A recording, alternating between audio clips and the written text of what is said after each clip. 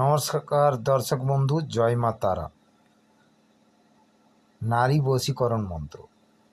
শনিবার দিন স্নান সেরে একটা আসদ গাছের পাতা তুলে আনতে হবে, তাতে গায়ত্রী মন্ত্র একবার গায়ত্রী মন্ত্র পুরো সম্পূর্ণ লাল পেন দিয়ে সেটাতে লিখতে হবে। তারপরে সেটা নদী, গঙ্গা, পুকুর যেখানে হোক আপনারা ভাসিয়ে দিতে পারেন। হর্তুকি, মধু, ঘি, সুপরি এগুলো একসাথে মিশিয়ে একটা তিলক করতে হবে।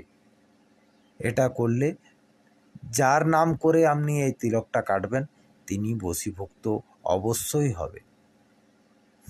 মিলিয়ে দেখে নিন। পারলে আমার চ্যানেলটাকে একটু সাবস্ক্রাইবার করে দেবেন এবং লাইক করে দেবেন, এবং যদি আপনাদের আরও কিছু জানার থাকে আমাকে কমেন্ট করে জানান, আমি অবশ্যই আপনাদের উত্তর দেব।